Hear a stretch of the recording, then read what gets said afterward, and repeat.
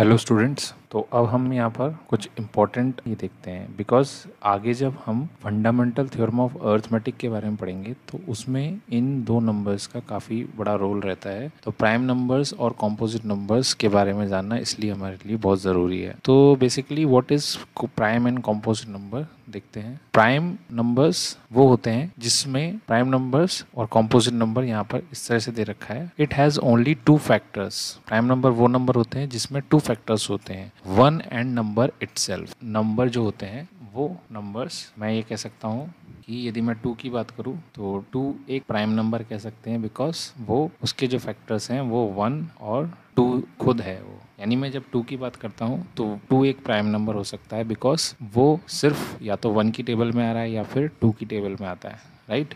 तो इस वजह से हम 2 को प्राइम नंबर कह सकते हैं। इसी तरह से 3, तो 3 भी एक प्राइम नंबर है, बिकॉज वो भी या तो 1 की टेबल में आ रहा है या 3 की टेबल में आ रहा है। बट कॉम्पोजिट नंबर में क्या होता है, मोर देन टू फैक्टर्स होते हैं, यानी 2 से ज़्यादा भी हो सकते हैं। मोर देन 2 फैक्टर्स होते हैं, यानी इसके अलावा जो बचते हैं प्राइम नंबर्स के अलावा जितने भी नंबर्स हैं वो सब हम क्या कह सकते हैं, उनको कॉम्पोजिट नंबर कह सकते हैं। जैसे 4 के फैक्टर्स, 4 1 की टेबल में आता है, 2 की टेबल में आता है एंड 4 खुद की टेबल में भी आता है, यानी ये मोर देन 2 फैक्टर्स हैं। That's why 4 is a type of composite number. 4 एक कॉम्पोजिट नंबर का टाइप है। अच्छा, ऐसे आप काफ़ी कुछ सोच सकते हैं कॉम्पोजिट नंबर और प्राइम नंबर्स के बारे में कि प्राइम नंबर्स और कॉम्पोजिट नंबर क्या हो सकता है। अब देखते हैं इसके बारे में कुछ और बात देखते हैं कि 0 and 1 are not a prime number नहीं होते हैं। इसी तरह से 0 एंड 1 नॉट अ कॉम्पोजिट, और 0 1 कॉम्पोजिट नहीं होते हैं। ठीक है, ये चीज़ आपको ध्यान रखनी है। 2 इज प्राइम नंबर।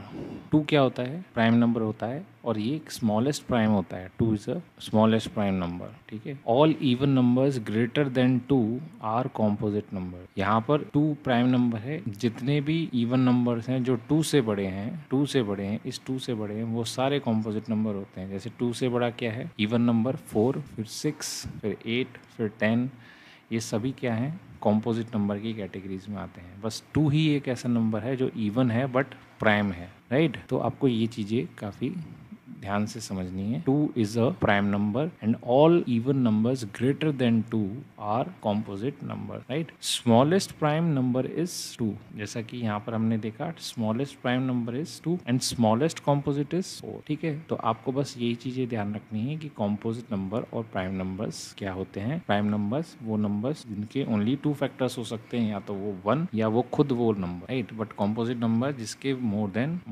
2 फैक्टर्स हो सकें, राइट। तो आपको ये चीज़ें ध्यान रखने अपने आने वाले नेक्स्ट टॉपिक, जैसा कि फंडामेंटल थ्योरम ऑफ अर्थमेटिक में इनका यूज आता है। कॉम्पोजिट नंबर और प्राइम नंबर्स का जो कंसेप्ट है वो आपको इस वजह से ध्यान में रखना है, राइट। तो अब हम पढ़ेंगे next fundamental theorem of arithmetic. Hello students, now we start the next topic, that is fundamental theorem of arithmetic. Fundamental theorem of arithmetic में क्या बोला गया है कि every composite number can be expressed as a product of primes and this factorization is unique।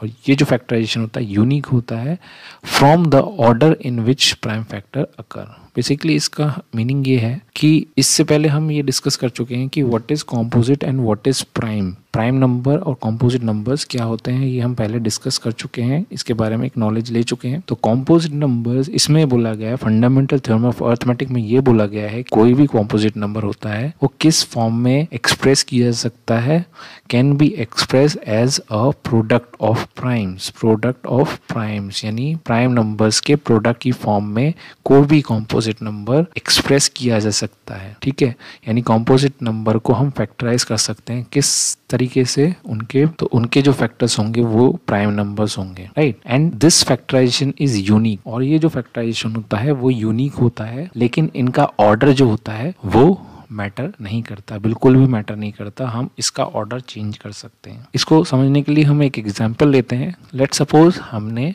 यहाँ पर एक number लिया है, कॉम्पोजिट नंबर लिया, दैट इज 32,760, और इसके हमने क्या किया, प्राइम फैक्टराइजेशन किए। तो हमने जब इसको प्राइम फैक्टराइज किया तो हमें इसके जो फैक्टर्स हैं वो ये मिले कि 2 2 2 3 3 5 7 एंड 13।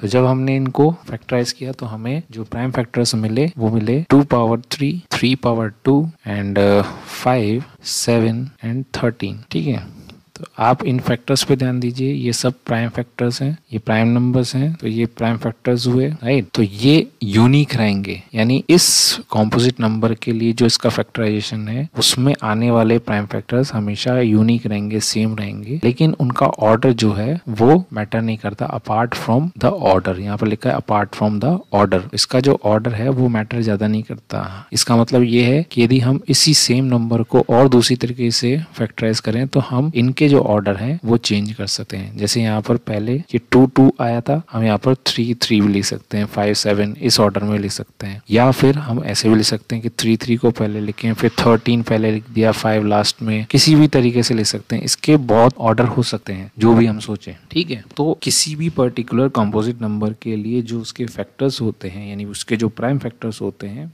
वो फिक्स होते हैं, यूनिक होते हैं, बट उनका ऑर्डर हम किसी भी तरीके से रख सकते हैं। ये है हमारा fundamental theorem of arithmetic, right. तो fundamental theorem of arithmetic, every composite number can be express as a product of primes, यानी प्रोडक्ट ऑफ प्राइम्स की फॉर्म में ही उसको हम एक्सप्रेस कर सकते हैं। And these factors are unique, ये फैक्टर यूनिक होते हैं, but order is not mandatory, ठीक है। ऑर्डर इसका बिल्कुल भी मैटर नहीं करेगा, राइट। ये था हमारा फंडामेंटल थ्योरम ऑफ अर्थमेटिक।